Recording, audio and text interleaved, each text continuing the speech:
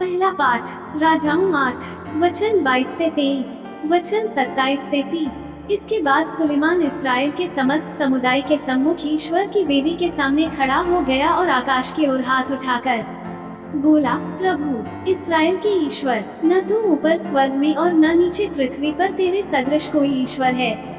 तू विधान बनाए रखता और अपने सेवकों पर दया दृष्टि करता है, जो निष्कपट हृदय से तेरे मार्ग पर चलते हैं। क्या ये संभव है कि ईश्वर सचमुच पृथ्वी पर मनुष्यों के साथ निवास करे?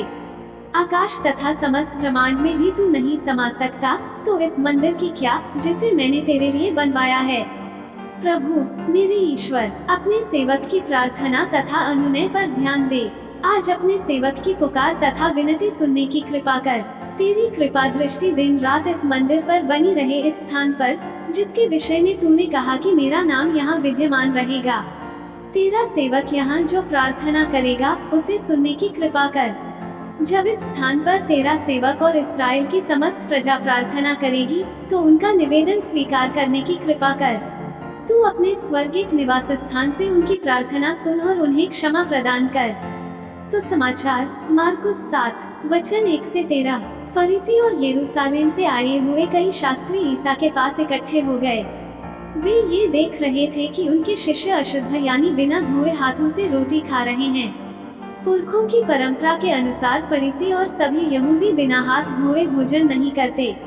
बाजार से लौटकर वे अपने ऊपर पानी छिड़के बिना भोजन नहीं करते और अन्य बहुत से परंपरागत रिवाजों का पालन करते हैं, जैसे प्यालों, सुराहियों और कांसे के बर्तनों का शुद्धिकरण। इसलिए फरीसियों और शास्त्रियों ने ईसा से पूछा, आपके शिष्य पुरखों की परंपरा के अनुसार क्यों नहीं चलते? वे क्यों अशुद्ध हाथों से रोटी खाते हैं? ईसा ने उत्तर दिया, ईसायास ने तुम ढोंगियों के विषय में ठीक ही भविष्यवाणी की है। जैसा कि लिखा है, ये लोग मुख से मेरा आदर करते हैं, परंतु इनका हृदय मुझसे दूर है। ये व्यर्थ ही मेरी पूजा करते हैं, और ये जो शिक्षा देते हैं, वे हैं मनुष्यों के बनाए हुए नियम मात्र।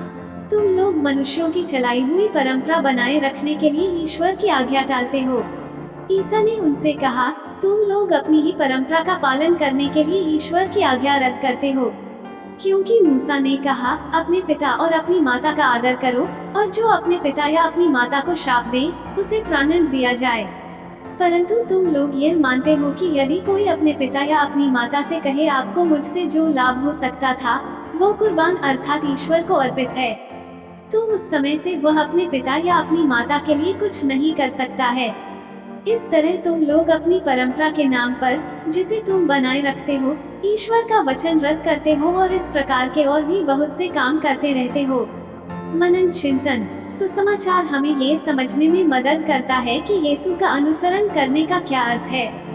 यीशु का अनुसरण करना धार्मिक अनुष्ठानों का एक समूह रखने के बारे में नहीं है, ये ईश्वर के साथ एक रिश्ते के बारे में है। यीशु ने मानव परंपराओं से लगाव और ईश्वर की आज्ञा की अवहेलना करने के लिए फरीसियों और शास्त्रियों की आलोचना की। यीशु का अनुसरण करना वास्तव में कैसा दिखता है, इसे समझने के लिए ये हमारे लिए एक दृष्टांत या पाठ है। यीशु के लिए केवल धार्मिक क्रिया पर्याप्त नहीं है। ईश्वरीयता के बाहरी रूपों की विशेषता वाले जीवन होना संभव है, लेकिन हमारा हृदय ईश्वर से दूर हो सकता है। धार्मिक परंपराओं में कुछ भी गलत नहीं है। ये गलत हो जाता है जब धार्मिक परंपराओं के आधार पर लोगों का मूल्यांकन और न्याय किया जाता है। आमीन।